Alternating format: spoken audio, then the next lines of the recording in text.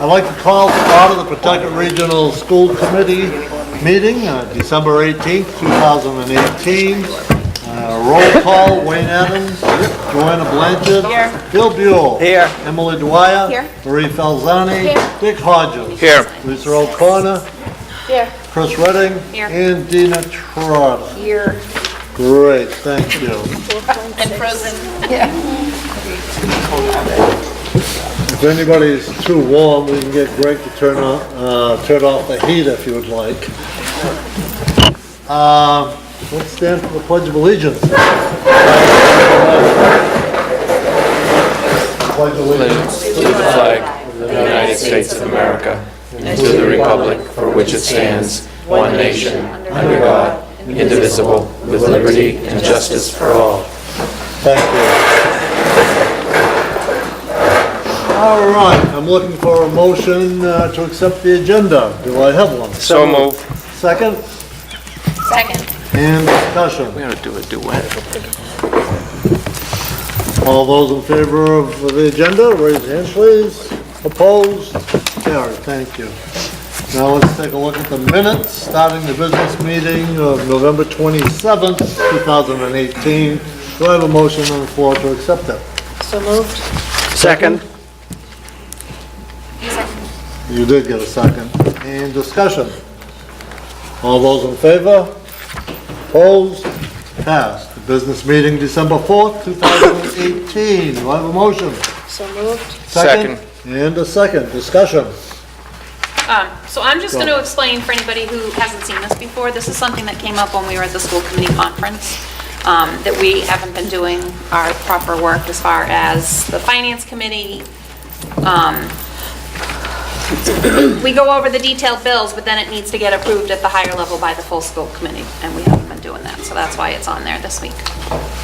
Very good point. That's what I actually brought it up a little beforehand because we discussed it at the meeting this week, and that's something we will indeed address. Right. Because even though we're looking at the detail, we are all responsible for all of the warrants. That's right.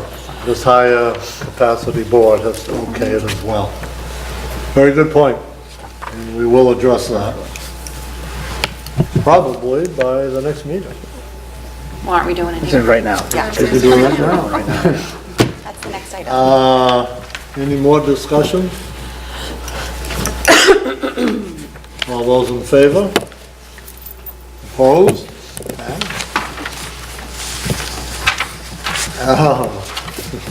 We are doing it right now.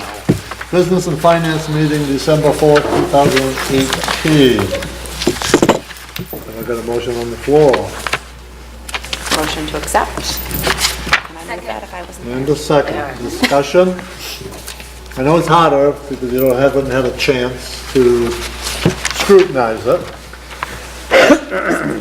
No more discussion? It was in the packet. It was in the packet. Yeah. It was in the packet. I'm just thinking many occasions of the past. You kind of fail to do that sometimes. All right, all those in favor? Opposed? Opposed? Sorry. Passed. All right, brings us to public comment. We have some public out there.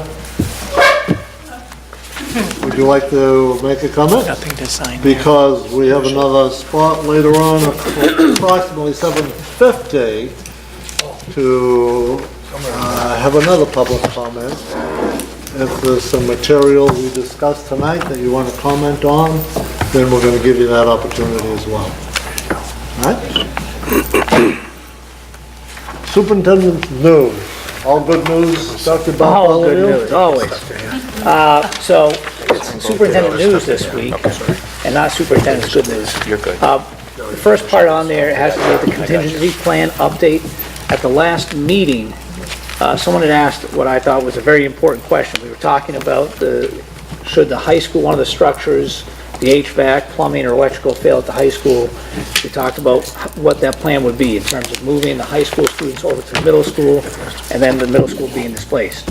But the question had come up about the cost, because we had estimated that the cost of a new HVAC system, because of hazardous waste, the asbestos abatement that would need to take place, and the system itself would be just under $10 million. And someone asked if we exceed the 30% of the value of the building, what do we do?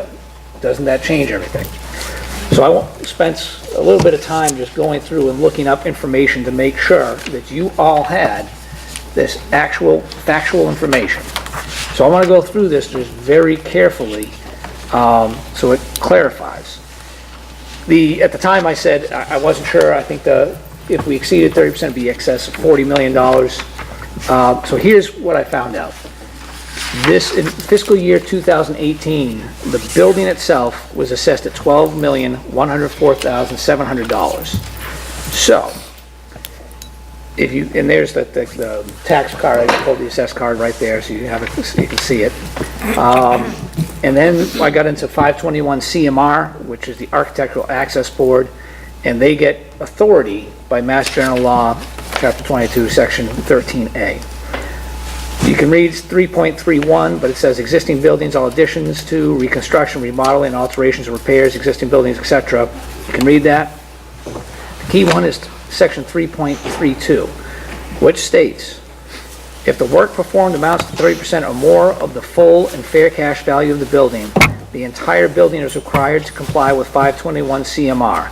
A, where the cost of constructing in addition to the building amounts to 30% or more of the full and fair cash value of the existing building, both the addition and the existing building must be fully accessible. So, if you look at 30%, so trying to figure out what is our threshold? What is that 30% threshold?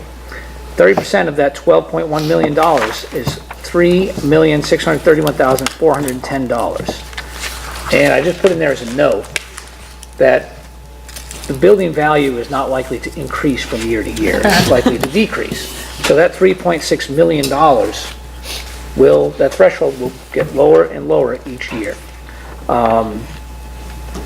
And based on the presentation, that there's imminent failure is nothing I made up. That was an outside independent assessor that came in and looked at all of our systems and stated it was an imminent danger of possible failure, which could cause a large portion of the high school to be without heat, that was likely. And they talked about the boilers being weathered in poor condition and nearing the end of their useful life. And I showed you all those pipes. So, there's no question, a new heating system here will far exceed the $3.6 million threshold. So the question that I want to make sure everyone here understands is, so if that happens, what are our next steps? And again, this does not matter if the building project passes or fails. We're talking about the existence of this building. So if that happens, none of the towns have this money. And this would have to be a decision the towns would have to make. The voters would have to make what they want to do. They would have to decide, do they let the building just sit here, or do they pay for the repairs? And when we talk about repairs, we're only talking about making all this accessible. An example of that, the hallways are not wide enough. They're not ADA compliant. And you can't just, we'll take down this wall and move it over a little bit. So it's a huge overhaul, and the cost we actually know, because this was one of the estimates that was done. The cost of just doing the repair is $72.3 million to just repair this building and get it back to where it was. And that is not taking my old science classroom and getting new furniture and stuff like that in there. It's just bringing it back to what it was. And of course, this at that point would not be an MSBA project, so there would be no reimbursement. There may be a possibility for an emergency relief with MSBA, but at this point it wouldn't be, because this is not an option we chose. So if the towns don't agree, all three towns don't agree to support that, then this building would be closed. So I just wanted to share that with you, because it is just going through all those numbers, anything in excess of $3.6 million. And also just keep in mind that just on the hazardous materials alone, any work that gets done on this building, an abatement would have to take place. And we don't know the extent, but we're estimating it would be at least $1.3 million would be the abatement required, even if the project was under 3.6. Yes. So the contingency plans that you worked on assumed that some So I guess the contingency plan was if this building's closed, high school goes to middle school, right? Yes, correct. And that would be allowed even though that wouldn't be accessible? Yes, but the Okay. building still exists. As long as we do not do any 30% or more of the value of the middle school improvement, enhancements, or alterations, we would be able to hold it. Yes. And just to reiterate, so if they all go to the high school is not, the middle school. If the high schools go to the middle school goes back to their elementary schools, and the long-term plan and the short-term plan and all that. The middle school is not in much better shape than the high school, correct? Sure, I don't have Greg Haddon here to give me all the details on that. That is my understanding is it's 10 years younger than the high school. It has some of the same hazardous material issues. I know that they have, MSBA has supported us with boilers for the middle school, as well as I think 25% of the roofing of the middle school was also supported with an MSBA project. So those two areas are good. But yes, the plumbing and electrical would be 10 years younger than this building. I get what you're saying. The question is ultimately, how much longer can the middle school last? Emily? Well, because, to piggyback on what Marie said, if the systems in this building are 30-plus years past their useful life, then even if those are 10 years younger, that still makes them Okay. 15 to 20 years past their That is use. correct. That's correct. So, And also, it's also my understanding that if this building were to close, from a community access perspective to like the basketball courts, this would be a huge problem. Now we would be reduced down to just the one single court at the middle school, along with the courts at our elementary schools. Pretty somber news. Yeah, but I thought it was important that you all had that Oh, absolutely. information. And that is, there's nothing there that's up for debate. And again, I would state this is not a question of when? if this happens. This is when this happens. This is going to happen. So Thank you. that's my superintendent's news for that project. Thank you. Thank you. You're welcome. Have you got something wellness? I do have, actually, Mr. Conway, and I turn this over to Mr. Conway. He's going to just give us a wellness committee update. So our wellness committee has met a few times. We have representation from elementary school staff, middle school staff, high school staff, administration. We have some parents involved. We also have high school students involved as well, which has been great to get them involved. We've had some great work thus far. One of the things we very quickly wanted to address was the opportunity to use our partnerships and resources that are available to us. And we reached out to Middlesex Partnerships for Youth, which is a new relationship that Dr. Bartholomew and I established about a month or so ago, right? And they provide us with lots of professional development that's free, part of our membership. They provide us with student programming, and they provide us with parent and community programming. So we have arranged for Monday, January 7th, to have the folks from Middlesex Partnerships for Youth is essentially the nonprofit community organization that's part of the Middlesex District Attorney's Office. And they work with school districts outside of Middlesex County as well. So they're doing a presentation on vaping. It's titled, What Are You Puffing? Vaping in Our Youth. They're doing that on Monday, January 7th in the middle school auditorium. It's at 7 p.m. It is not just for middle school parents. That is for parents from elementary schools on up through the high school. Community members as well, if you're interested in attending and learning what this is and what it's all about, for instance. Because it's not just involving kids, it involves stores and other elements that exist within our communities as well. So they do a great presentation to inform parents. Then the same organization, they're coming back and they're doing something later in January, about 2 weeks later, for 7th and 8th grade students specifically. And then we'll be working with Leahy Health, who will be doing something for some of our high school students as well. So we hope that that sort of gets things moving, at least to take advantage of those resources that are there for us. It should be a great event. If you don't know the difference, the flyer that went home, for instance, If you look at the devices that are there in the picture, the flyer that get emailed out and sent out, and if you don't know what those are, or you don't know the difference between them, or if you think one of them's a pen, or you think one of them's a USB device, then you need to attend. Because all three of those are vapes. And it is a prevalent problem. It started here in Massachusetts about 2 years ago with kids in high schools and middle schools. And we have to change the way we think as adults because we associate it with smoking. And we like to think that my kid's not going to smoke. My 12-year-old's not going to smoke. And you're right, they won't smoke. Kids don't associate vaping with smoking.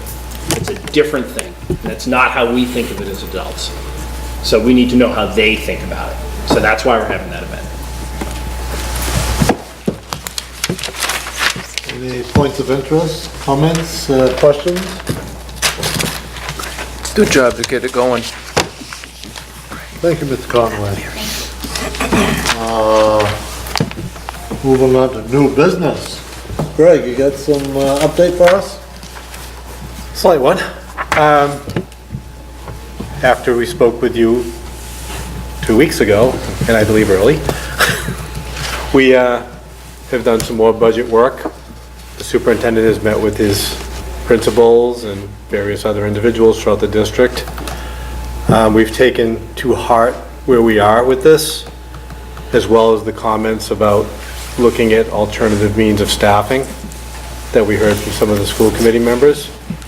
And we're moving more to a model change where we're more effectively using specialists, not tied to a building, but tied to what their specialty is, as well as relooking at staffing, replacement of retirements, things of that nature,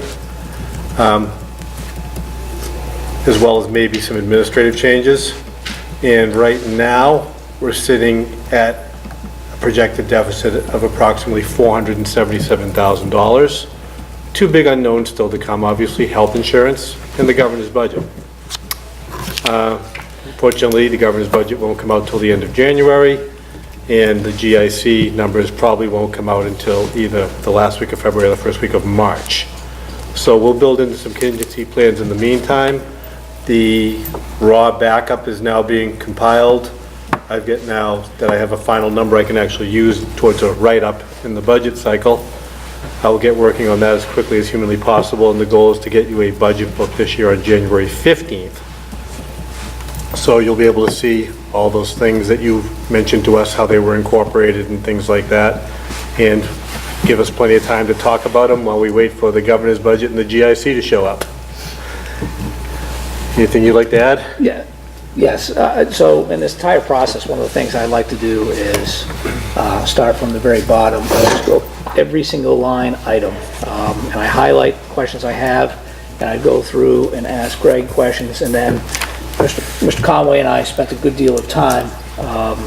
He worked independently, I worked independently. We came together and started talking about what we saw programmatically that was in the best interest of our students, and that was to make sure we're effective. And one of our targets, regardless of what the budget is going to be make sure that all of our schools are on the same page, K through 6, in terms of what we're providing for an education to our students, what we're providing for a curriculum to our students. So yeah, we were able to go through and just look at what we felt was really important for our kids, made sure we had that in place, and then we brought in Mr. LeBrecq afterwards because he's not always looking at it from an educational curriculum perspective. And it turns out we weren't really far off. We weren't really far off, but it was pretty eye-opening. We talked about the specialists. I had heard, I've been to talked to all elementary schools now, but I heard from the specialists that the equivalency of I'm a biology teacher, I want to be teaching biology. I don't want to be providing support for math or reading or whatever it is. So I think that was very useful information, and it made a lot more sense in what we were able to put together. Or what we have in place right now until we get the rest of the budget numbers. Yeah, it was actually quite interesting when you were working independently and I was in my office, we throw everything together, what do you get and what do I get? They were came very remarkably close. Yeah. And there's some big chunks that we took out of, from our office in terms of what we would need for supplies and materials. Yep. Just in terms of curriculum. I think in one area, we slashed 60% because we believe that we have the people within the district to take care of some of the actions that we need to have done in order to make sure that curriculum is being done consistently, as opposed to outsourcing it. And this does, it'll also show class size at the lower. Sure, yeah, absolutely. So we also, obviously, there's always, you want a component, make sure class sizes are low. And one of my goals, I think I've mentioned that one of my priorities was make sure that K through 2 has very small class sizes. And even within this number that right now, we are able to do that. What that's going to look like is going to be a discussion that the teachers will have with their principals, so that the teachers will have a stake in how that gets played out. But it is very important to me that foundationally we keep K2 at very small ratios. Any questions for either Dr. Bartholomew or Mr. LeBrecq? Good job, though. I mean, it's I don't still have high. questions. Still high. So I just want But to it was say, a lot higher. It was 1.2 down to Yeah. 480 is. Great. We've dealt with that in the past couple of years. Normally when I begin the writing process, we're somewhere in the 3s. And waiting on, again, the Essex Regional, we already got Essex Regional, that helped a little. And then we get to talk about whatever's left. So it's a little higher than we normally are, but if you take the governor at his word and he's going to try to do some things about education and stuff like that, maybe he makes up that little bit. Or maybe the towns do this year, but we'll have that conversation with them too, so. Emily, something to add? I just wanted to say I really appreciate all of the hard work that all of you, 3 of you, and the principals and everybody have done, because this is a very challenging thing. And as a parent, I really appreciate you keeping the kids first. And, as a taxpayer, I know that we all appreciate you keeping it also reasonable, but not losing sight of, the goals that we have for our kids, so. All right, the next one's a toss-up. Would you like to speak to the school lunch program, Mr. LeBrecq? It's not the school, not the school lunch program as we're used to. We're on a 3-year cycle. I'm looking at you, Ms. Redding. Which means by state law, we have to review our lunch provider, Chartwell's, and begin the process unless somebody wants to change our model of going out to bid for a school lunch provider. Currently, our model is we hire someone to run the lunch program for us. The only employee that belongs to Chartwell's is the person they send over to run it. All the other employees that work in are employees of Pentucket. That's the current model. The other 2 models would be, 1, contract it all out, or 2, bring it all in-house. So usually what we do is there'll be an RFP process. I've already drafted my RFP, my rating sheets. I'm trying to get ahead of things. So all that stuff's ready to go, but it'll be something that we do begin to look at probably January, February. But what we usually do is create a review committee that goes through the RFP process and reviews all the proposals that come in. Historically, it's been myself, 2 school committee members, a principal, and a parent from the community. So if you guys want to think about it, sometime over the next month or so, I need 2 volunteers, and I need your authorization for us to put out a feeler for any parent that might be interested in sitting on the committee. So, unless we have any objections, that's the model we'll go forward with. I only have one question. A lot of times they don't fix things unless they're broken. Are you satisfied with the model we presently have? The model we currently have is much better than doing it ourselves financially. It wasn't working well, I guess, when we did it that way. I wasn't here then. For the employees of the cafeteria system, if you did go to an outside model, they almost certainly would make hourly changes to them to probably make them part-time employees, and they would lose their benefits and pensions. So what we've done is we've eased our way through it, but they still have people who remain in that category, is that we bring people in, we are bringing them in more like the old mother's hours type of thing, so they're not benefit eligible. but the people that were there are allowed to stay in that position. If they were on benefits, they stayed on benefits. If they were in the pension system, they stay on it. So they're continuing on with that model. I would say right now, with that in mind, I would assume staying with the current model, as long as we still have people who are, working towards their pension and their retirements and things like that, because it was a commitment they made to us, and they've been here a long time, so wouldn't prefer not to change it at this time. Thank you. Do you need a motion for that, or are we just going to stay with the discussion? No, I mean, right now, I just wanted to make you aware that this is going to be happening and things like that. Okay. So to start thinking about if anybody's got some time they'd like to do it, stop me if I'm wrong, Chris, maybe like 3 or 4. You read the Meetings. contracts. Greg usually comes up with a really good rating scale for them. And you By that, have I to do mean it by leave the the last scale. You one. can't do it by personal preference. You have to Right. say, yes, they have this, check, and you give them, a rubric. So it's pretty straightforward. And I think that we've had 2 or 3 people apply, and one is always way above everybody else. So, All right, bringing us to professional development, we're going down to you, Brent. Sure. So I think all the committee members get, when we send something to the whole staff, you get the emails, right? Yeah, okay. thank you for that. I figured you did, I wasn't sure. So we basically, we have sort of 3 main vehicles to deliver professional development to our staff. We can hire subs and release people during the school day, and we can run some professional development. That has benefits, it also has some real challenges to it as well.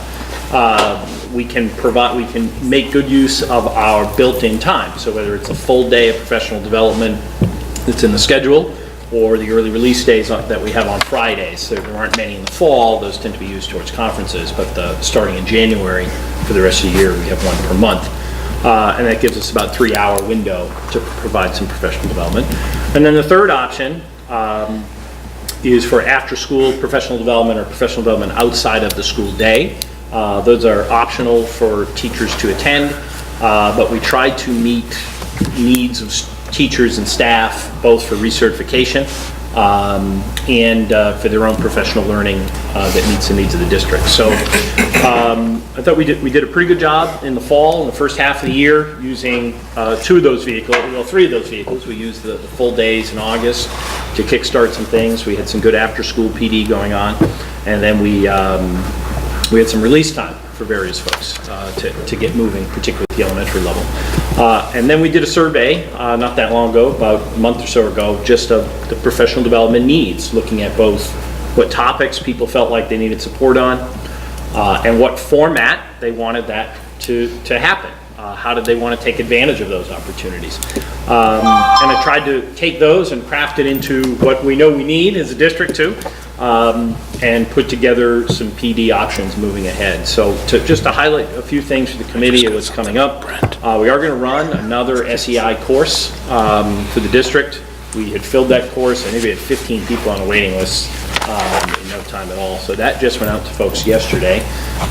So that gives people the opportunity to have meet their retail SEI endorsement for their licensure. So we'll run that again on campus here. If people choose, they can get 3 Gordon College credits for that as well. One thing that came up, great interest in professional learning communities. The staff very interested in that. So we designed 2 different book studies as professional learning communities. One around High Expectations Teaching, which is the latest book from John Safier, who's a great educational leader. Actually had an opportunity right after Thanksgiving to spend a little bit of time with him learning about their recent work at RBT, Research for Better Teaching. And another PLC book study on teaching reading source book too. So, and then we're using some of our options for online classes and modules, both some free ones from the Department of Ed and some from Gordon College, one from RBT as well, which sort of relates and connects to all that. So all that went out to folks along with some other options. Our tech coordinators put together a series of technology opportunities for folks too. So there's a lot that got put into that for the after school to help meet some people's needs and have them continue to advance their professional learning. We also sort of put together a schedule, which is still evolving a little bit for those Fridays, but we're taking really good advantage of some of our partnerships that we recently started. In particular, we have Middlesex Partnerships for Youth coming in doing professional development, particularly around anxiety and school performance, executive functioning, teen depression. We're also using an organization called Housing Families, and I think I did talk to you about this before. They're going to come and do professional development around the impact of trauma in the classroom. So those are meeting some of the needs, and then we're going to use a consultant too. His name's Jeffrey Benson.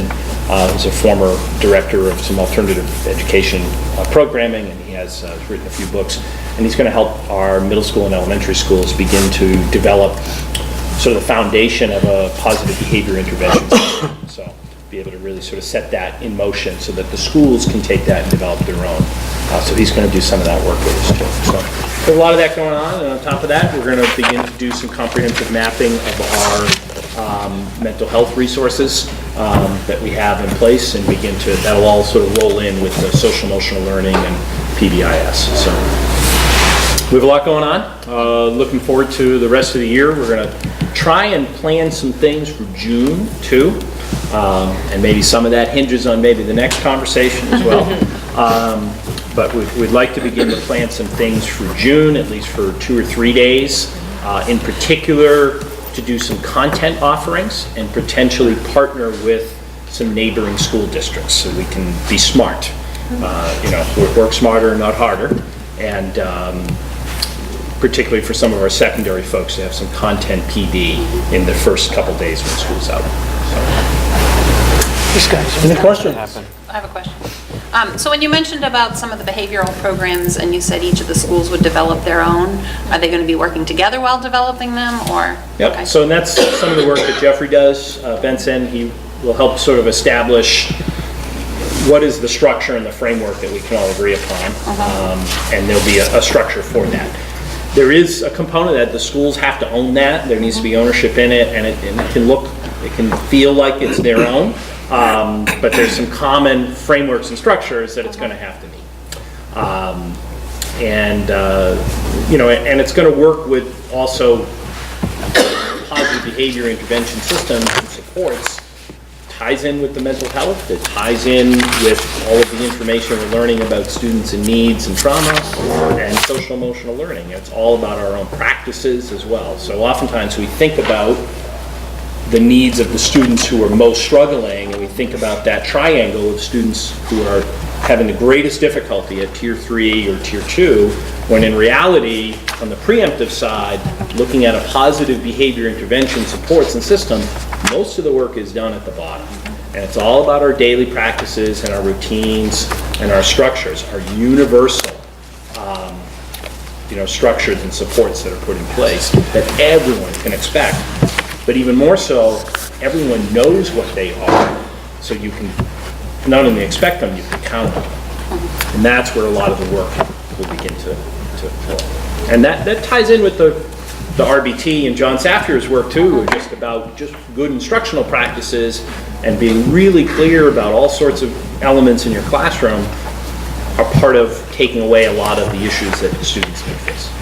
Because that was one of the things that I noticed when we had the school improvement plans and the discussions about what's going on, is that the elementary schools were in very different spots for that, but they all seem to be going, They're moving. they're Yep. moving, Yep. but not necessarily in conjunction with each other, and to have that So that's what some of this work will do. coordination. They'll help coordinate it. It's good to hear, thank you. Anyone want to weigh in to my right? Amen. Thank you. Thank you. Thank you. One quick comment if I could. I think what's really nice is Mr. Conway, after we do this PD, he's reaching out to the teachers and asking them what are they seeing for their needs.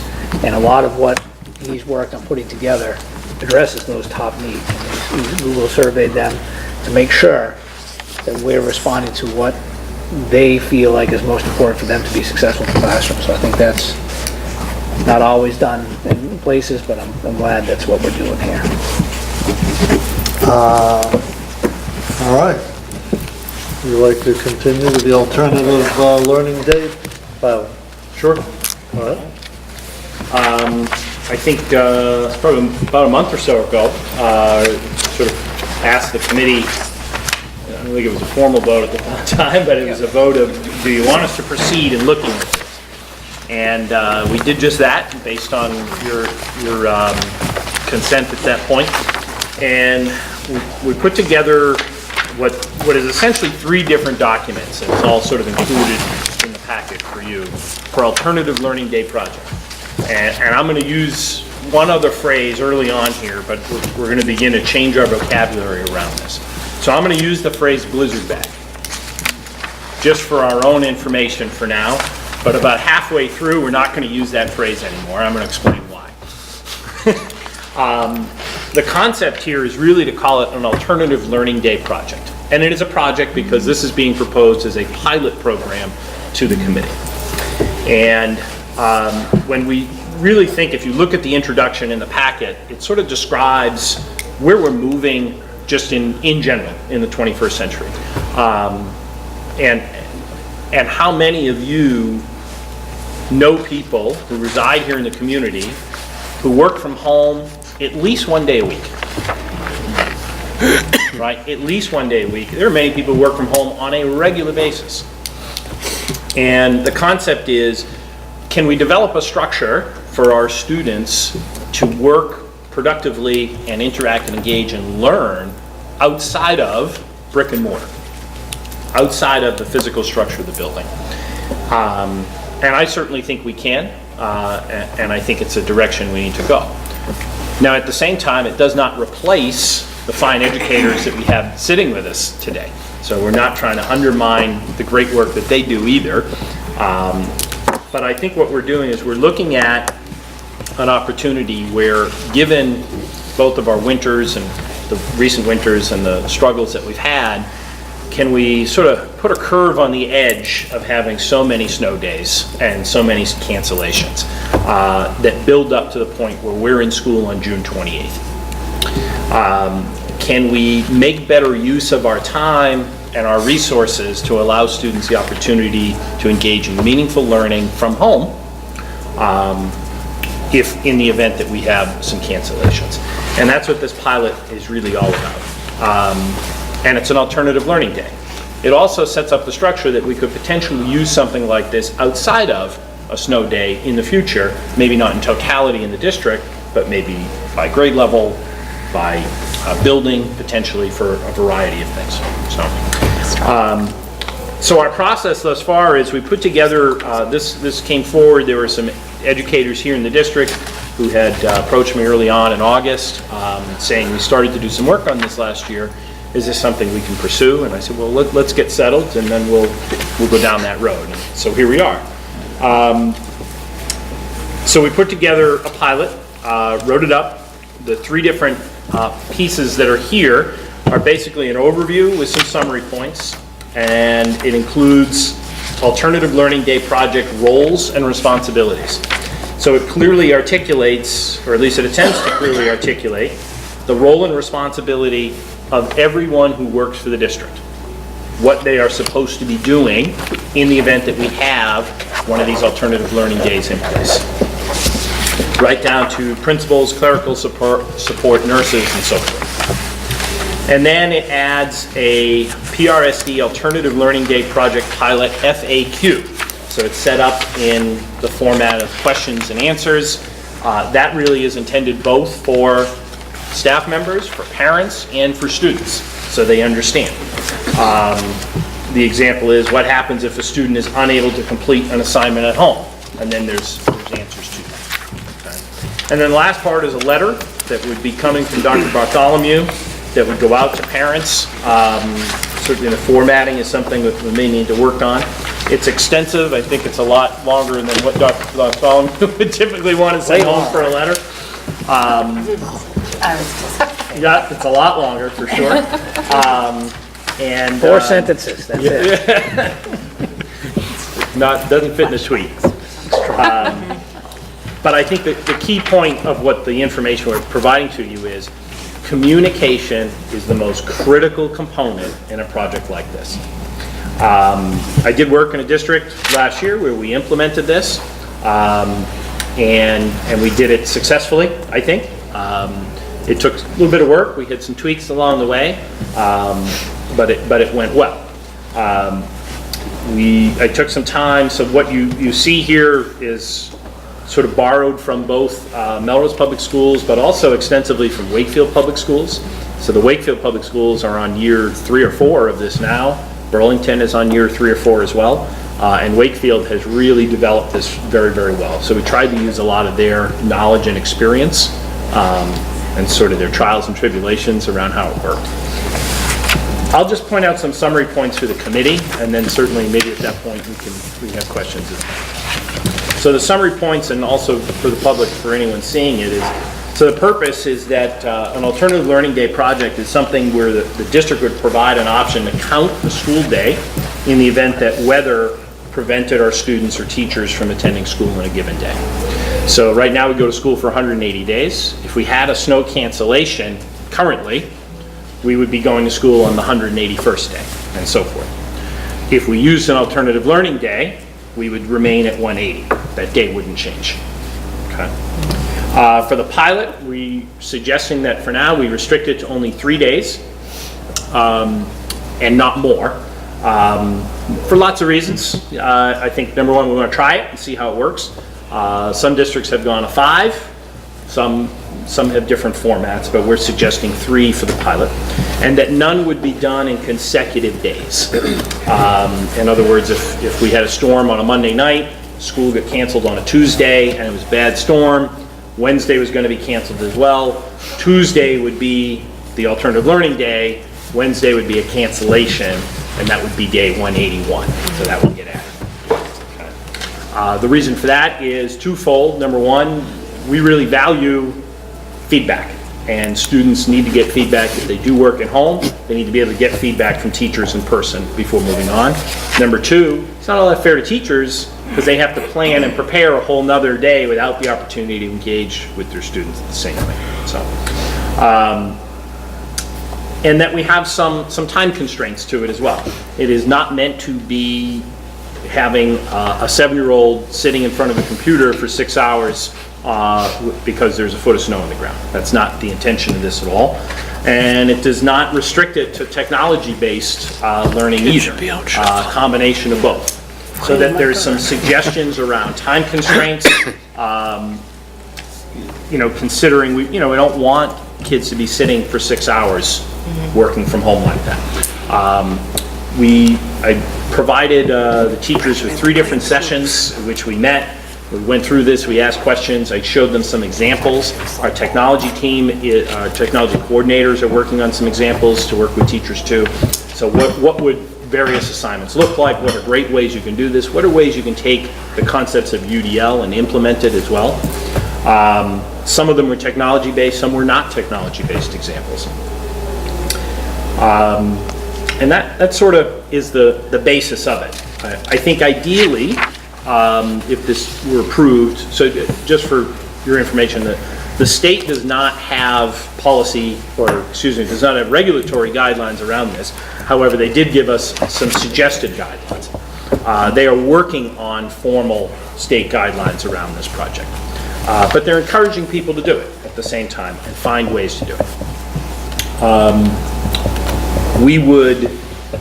We would likely utilize this in the event that we sort of knew a storm was coming. It's certainly been more of we've seen more of a trend of superintendents canceling school the night before when we know a bad storm is coming, giving everyone the opportunity to make plans. That would be an ideal situation to use it. In the event that the first cancellation was sort of one of those 5 a.m. decisions of whether we do or don't, maybe that's not the best time to do it, right? But any announcement from the school district would include this is an alternative learning day and basically trigger the series of communications that are expected in this, and that both teachers and principals will be reaching out to families, making sure everyone knows where they can find the assignments, where they have the information. And the bottom line is nothing is due the next day. So if there's power outages or if there's a reason you can't seem to get it done for whatever reason, it's not a big deal. that they have 2 to 3 days to do the work. When they come back in, they can get the work, the support they need in order to get that work done. So, and I think that's the crux of it, and what we're looking to do, and to try it out and fix it if there's problems, and then sort of go from there. There are districts who said, we will use it after we utilize our 5 snow days. To me, I think that sort of defeats the purpose a little bit. If you're going to use it, and you're going to prepare staff and parents and everyone to utilize them, then use them. Right? Try to use it, get it in, which is also why we're restricting it to 3 days to start for the pilot. So you're looking for a motion tonight so we can join this pilot program. And so you'd be looking for a motion on the floor at this time, followed by a discussion. The motion would be to, Mr. Buell? I would make a motion that we approve the alternative day, learning day pilot as presented by Mr. Conway at our business meeting of 12/18. Thank you. Second. And a second. Now, discussion and/or question. May I, from this Department of Ed only requires that local school committee approve the proposed plan. That's all they require. Once approved, I think we have 48 hours to send it to the Department of Ed. I think that they just want it, what we're doing. So, yeah. All right, Joanna. Is there a minimum participation rate that the students have? There is not. Well, and I'm glad you brought it up, because we live on the New Hampshire border, so, Yes. and many of our staff reside in New Hampshire. So the questions that came up were questions that weren't addressed in here were questions that are addressed in New Hampshire. New Hampshire has a state policy, as does Maine, and in New Hampshire's policy, and I don't know it specifically, it states that there needs to be a certain minimum participation. Massachusetts has no such component to it. And I don't know that they ever will either. I don't know that that'll be part of their regulations. So that's not part of it necessarily. So. Dana, did you have your hand up? I read through it all and I thought it was really thorough, and you touched on, if and when, or if they couldn't do it and came back and had time to do it, or needed to talk to teacher. I just thought it was really well. Christine? So I had been at the school committee conference, and we had a discussion about, it was one of the sessions that I went to, and there was so much information, and districts have been doing a great job with this so far. And so I've let you know some of the information that I got. One of the things, to answer your question, Joanna, is the superintendent from the Gateway Regional District said he has a higher participation rate than they do attendance rate on a regular day at the high school. So there's actually a higher participation because the kids don't have to get to school. The kids don't, they're at home doing their work. So that was an interesting thing. And the other thing that I had mentioned to you that I'm still going to keep pushing on is a lot of the other schools have a 5-day, like the work doesn't have to be done for 5 days, so that it's always inclusive of a weekend. So if the kids can't get it done, well then the next day you have school and your regular school assignment, Right. so you always get a weekend to complete that. So I'm going to keep pushing on that little piece. Well, there were, you mentioned there were 3 different timelines, kind of like the short term or when the unit ended, and so there's the different ways. Some of it depends upon the assignment. Right, exactly. It's hard to dictate exactly. I think that the message to staff and students is it's not due the next day. And students should be given ample time if they didn't get to finish it, that they get to do it. I think what I expressed to the teachers who I met with was that one of the things they do in New Hampshire and Maine is basically on like November 15th, every kid comes home with like 5 folders. And it's like, it says Blizzard Bag 1, Blizzard Bag 2, Blizzard Bag, and the teachers design those lessons in November for the whole winter. And they use them and they take them out.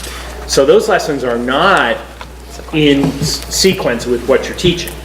And that's not a direction I think we wanted to head. Is it possible that you could, if you were a teacher, to say, all right, I'm going to prepare one when I come back for January, and I'm going to give it to kids on January 2nd or whatever it is, and say, this will be the first one we're going to do. But then you go 2 or 3 more weeks, and then you say, all right, we didn't use it, so now I'm going to do another, and you do it that way, yeah, that's okay. There's 2 types of assignments kids will generally do. One will be in sequence with everything else that they've been doing. You'll definitely see that at secondary level, particularly for classes that are using Google Classroom.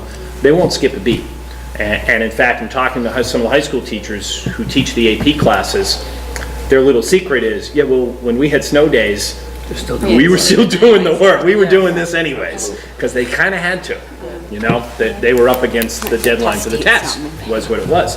And that also goes, I mean, that's the nice thing about the pilot. We get to run through it, see what the benefits, the cons, and make the adjustments. But I think just from a high school teacher standpoint, if I had this opportunity, instead of us missing 6 days before a state exam, I'll have 3 opportunities where students can work on, in my instance, an MCAS type of questions that they can go through, they can take, they can evaluate how they did and find out why they did well. And that's at least keeping that information fresh in their minds and giving them exposure. So there's just so many different things that could be done with it. The other type of lesson that you may see might look more like a standalone lesson, but it will be on a skill that is sort of transcending over the course of the year or developing over the course of the year. And that includes phys ed, that includes art classes or anything like that at all. So it could be an assignment that is skill-based. And some of the elementary folks, including middle school, asked, could we assign a team assignment that's multidisciplinary? Yes, please, that's excellent. That's a great idea. So you may very well see. And I gave examples to the teachers, and I said, you will far surpass anything I put here. You will come up with ideas that are far more interactive and creative and thoughtful than what I can give you as examples. It's not homework. It's not meant to be busy work. It's meant to be engaging and thoughtful and purposeful, but also not overwhelming. Joanna? So my concern at the high school level anyways is that it could be overwhelming, like 30 times 7 classes, or say you have 6, because one might be phys ed, is already 180 minutes, and that's if it's done continuously. So you figure that's really 4 hours worth of work, minimum, with a couple breaks in there. So I guess my question would be, after the first day, is there any way to get some feedback from the students on many hours it actually took? Like, do you already have that in place? So the plan would be to sort of check in, and get a sense of how did it go, right? For the different levels, and potentially make some fixes between the first and the second one. I know we did that in Melrose, and we did make some fixes, and we saw teachers who had prepared everything, put it on a website, had the link up, told parents and kids ahead of time, when this happens, this is where my information's going to be. And remotely, they updated it, and they were interacting with kids at home.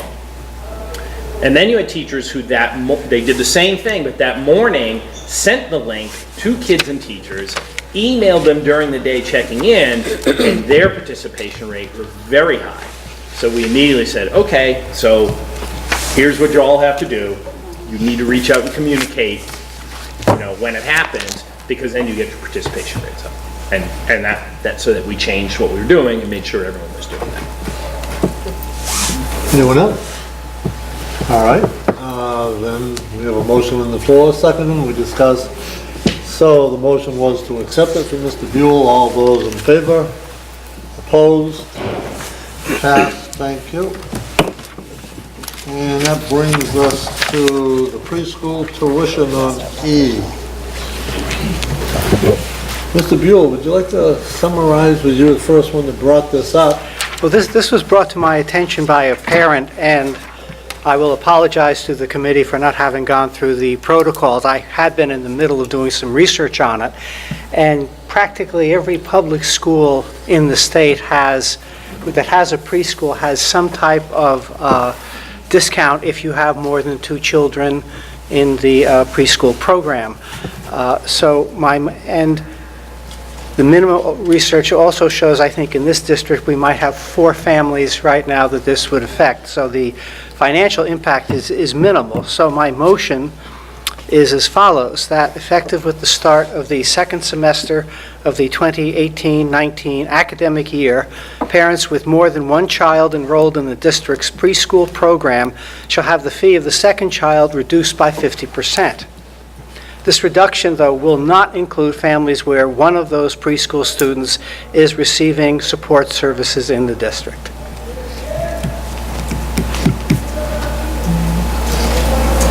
Do you take into account full day, half day? There is no full-day preschool, Preschool. Preschool, okay, this is strictly for preschool. strictly for preschool. Okay. Can I ask how much it is? I've got it right here, preschool rates for us is $275. 5 days. 5 days, $250 for 4 days, $220 for 3 days, $180 for 2. And there's no full day option, it's per month, half a day. So if somebody, We need a second on the motion. Second. we got a second on the floor, any more discussion? So I have a question with regard to, I'm thinking this is going to open up the question about kindergarten, and whether if there's 2 students enrolled in full-day kindergarten, people are going to want a discount. So I don't know if any of your research shows that they do that as well. I think there are different programs to cover that. Preschool is I have to be careful how I describe it. In all of the discussions and in all of the fees, a lot of the full-day programs are not covered by that, as far as I know. I did not go in-depth into that because I was focusing mainly on preschool. So I guess my concern would be that people would say, well, if I have 2 twins or something going to kindergarten, full day, I want a discount as well. And then I think it also then opens up to, well, I have 2 students playing sports, and I have to... There are discounts for sports, A family cap, there's not a discount, but there is a family cap. right. Maybe I can but- run it through real quick for you. What we do is, like you said, for the high school sports levels, there's a family cap towards that fee. For the parking fee, there is no discount or anything. If you can afford a car, you should be able to afford the parking fee. When you get to kindergarten, we do have a sliding fee scale that we use that ties into the state's family needs services slide, and we use that. So if you submit your proof to me that you can't afford it, you can pay a percentage of that. So- There is nothing at the preschool level. The reason I wouldn't want to use a sliding fee scale is because you have to apply it to everybody, and that would maybe begin to hurt us more financially than a simple discount like this would for a few families. And it just seems hard, it would just be a harder thing to do with all the, So because I most of the guess people in preschool are on IEPs. my concern is the consistency then between a Yeah. preschool program and a kindergarten program. Yeah, we treat we're allowed to, and we do treat everything kind of different. I know there are schools that say if you get free and reduced lunch, you get all of this stuff. That's a bad idea if you've ever seen the free and reduced thresholds. I almost apply for it. So, it's very generous, shall we say. So, what we've been doing seems to work just fine. Most of the families don't need any support in this district, and the ones that do have no problem applying for it. And everybody knows me, we treat everybody equally. We'll give you the discount, we will do all these fun things, as long as you're keeping up your end of the bargain, which is paying before you do. Once you do, whether you're on a discount program or not, you will be asked to leave. So, that's, again, a few families going through the preschool program is not going to have an adverse effect on the district's financial well-being, so to speak. Emily? I also just think putting I mean, this seems like a pretty minimal investment for a little bit of support in our early childhood, students, which, again, if you look at research, like, it is going to benefit our district and these kids in particular, so. In the past, if it was a financial issue also, what we would do is we steer children over to the state agency, because we'll take vouchers. If there's a financial need for you in the daycare area or this kind of support, they will give you a voucher, and we've taken them before. So, we've always kind of backed off on that part of it, but I get it, it's a lot of headache, it's a lot of work, and believe me, I don't like chasing vouchers from the state any more than I like chasing money from parents. So, I mean, this is a small amount of money, it's fairly insignificant, and if it'll help a few families and you're so inclined to do it, it certainly won't hurt us. Yes, Lisa? I have a question about age of enrollment. So preschoolers can start at age 3? 2.9. So if you have a child that's coming in through early intervention and they turn 3, they can be enrolled into the preschool program anytime during the school year. But if you have a typically developed child that turns 2.9 or 3 in the middle of the school year, can they start midway, or is that just for kids coming through early intervention? I think they can start. I think that's something we're gonna have to come back to you, too. I'll have to look into it. No, I think they can start. Claire may know. because I At had that. any time during the Actually, they school could answer year. that. Claire may know. They can answer that, they said. It depends where you work, and at the background, we are full capacity. We have to wait for the next enrollment. That child is not in an IEP. If you're going to the page school where they're still enrolled, or I'm not too sure about that, I just know that the page is still enrolling, then I think they will open their door to a child typically developing that is turning 3 in March. There's no policy that states they can't, So it's until seats are filled, or? Yeah. basically. Okay. Thank you. But a child on IEP will enter our program as Automatic. soon as it is early intervention. Yeah. Once eligible, they would start. Yeah, Yep. if they need. Anyone else? Okay, all those in favor of the motion, Mr. Buell, raise your hand. Opposed? Carried. Thank you. And F, we threw around this week, school committee student representative, brought to our attention that we've been trying to get one. It's been offered, but nobody has actually stepped forward. And then as we discussed it, Mr. Conway went right to the state, the actual laws involving, and within a half hour, he sent all of you an email out stating that 5 students from Not to everyone, I think I just, Oh, I didn't see it. You should read I get a them. lot of yours. 5 students from the student government have to be elected each year, where they elect 1 representative to be on the school committee for 1 year. Now, Mary Ann has stated that Mr. Seymour has been contacted on several occasions to pass this on, but nobody's stepped forward. So again, we're extending that out. We're going right to the high school again, and we more than welcome that to occur, particularly since it's a state law. Emily? Can I just ask a clarifying question? So, did you say that of the student Governing body, governor, like a student council, whatever they call it, advisory the council. elected student representatives from the high school, one of them is, they're supposed to Of the pick 5. one of those 5 amongst themselves to appoint to be our student representative? And a non-voting member, that's Right. correct. Okay. And it goes on to say, once a month, those 5 that were representing that student body should meet with us. And that could be anything we set forth, whether it's 15 minutes prior to a meeting, etc. Who knows, but that's something maybe that we can address somewhat quickly at a later date, but that's the way the law reads. Mr. Buell? Well, I do have a thought, having worked in the high school, written college recommendations and so on. If you are the president of the student body or president of the student council, that is a very prestigious office. And one of the requirements for being president, and we could decide which one, you would have to serve on the school committee.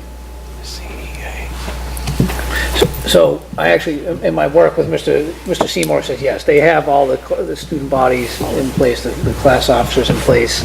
And he's working on a meeting for myself to meet with the leadership of the student leadership, just kind of explain to them what's going on, and then however they decide to move forward, that's up to them. But, yeah, we just want to make sure we're in compliant with, and it's Mass General Law, Part 1, Title 12, Chapter 71, Section 38M, to be specific, but it does... Knows how tough it is. Yeah, but it does stipulate that we need to have a student rep that is here, and also that we need to meet with them every other month. So the thought there is that we would meet with that group, and that doesn't have to be the one individual, it could be the whole group. And the thought would be we could meet with them at 5:45 beforehand to listen to some of their thoughts about what's going on in the school building. So yet another thing, when I was at the school committee meeting, we had a student panel who they were all members of their student advisory councils, and some of them were representatives to the school committee.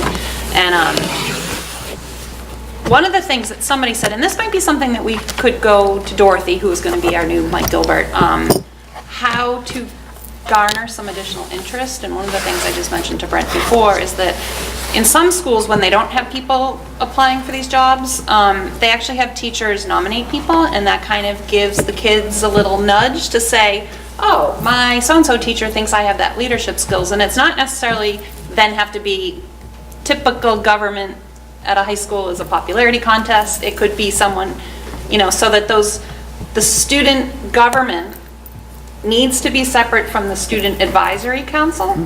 They can be some of the same people, but they need to be two separate entities according to the law. That's at least what we were told down there. And the vote's supposed to happen Yes. before June 1st. Yes, yeah, for the following year. And it doesn't have to be just seniors, it could be, Anybody. throughout the student body. But that might be something that I don't know, talking to Jonathan about whether they can identify people that have those leadership skills, but in a quiet, reserved kind of way. Yeah, and I think during his presentation, he and I talked about this as well. They have actual groups that do this, go out to government. So I think that would be a group to try and look at, see if they might. And even some of the discussions that have been happening with regard to the high school project and some of those kids, I think those kids feel really empowered that they're part of that discussion, and it's not necessarily the kids who would typically raise their hand and take a leadership role, so. It's interesting also, those kids, I don't know if they realize how much of an impact they do have on the building design, but it's pretty impressive. Yeah, no. I think it's a great thing we're doing. Bill just reminded me that would also look good on their college resume. So what? I think some schools, and again, if you'd like, I'll do the research, I think either president of student council or student president of the student body, one of the requirements of the office, you have to have a grade point average, a few other things, you do serve on the school committee. So it's something to consider. You're not being forced, you're running for the office, and this is what the office entails. Anyone else? Well, this brings me back to you four. Is there any comments you'd like to make at this time, now that you've heard a lot of information thrown out? Well, I'm glad that preschool will get a break. I think it's very difficult for young families to make a choice between going to preschool or staying home. Some of them use their library, but we need to help young families with small incomes. Good, thank you. Well, I'm gonna step in here on Tuesday, January 8th. You should have on your schedule, there's a school committee meeting. And we're gonna tweak that slightly. 4 of you will be going anyways, because that's gonna be a building committee meeting, a very important one. And it's gonna take a lot of the time. So we're going to, I'm going to urge you all to come that night, but there will not be a formal school committee meeting on January 8th. So you can put that in your notes right now, but we urge you to come. There will be a building committee meeting that night. And no building committee meetings before that date. Is that true? That's correct. Okay, thanks. Christmas, New Year's. And shortly Christmas Eve. thereafter, I think Dr. Bartholomew and myself will be going to an architects meeting on Thursday. We will probably hammer down some exact dates on upcoming joint committees that are going to require some voting for the MSBA. And the reason we're springing this on you at this point is because the MSBA is very specific about dates and time and the way you address things. So consequently, we thought it was the best way to go. Emily? So does that can you tell me how that impacts the rest of our January meetings? Because Greg said budget book on January 15th, but if we were meeting on the 8th, we would, can you just tell me how that would impact the rest of our schedule? That is the 15th, and we get the 22nd and 29th, but we're going to take a look at those again to see what's on the docket, and we'll get back to you. Is that okay? Sure. Because the only alternative, either we have it, you have it, and you know that we have it, or we're not gonna have it, for whatever particular reason. We may have like a Excellent. finance We will have subcommittee it or we will meeting or not have something it. just Got to it. pay the bills type of a thing, and, On the 8th. On the 8th. yeah. Just to roll through and that way. On the 15th, we just might have a longer agenda. The 15th is built, no, the 8th, never mind. Got it. January 15th. That's the next one, right? Correct. That's the next one, and we'll get more on the business end of it on Okay. that one as Good. well. Emily, you got anything else to say? Oh, You don't? right, motion to adjourn. Second? Second, we have a motion on the floor to adjourn. All those? Opposed? I'm abstaining. I'm abstaining. You know, standing? I love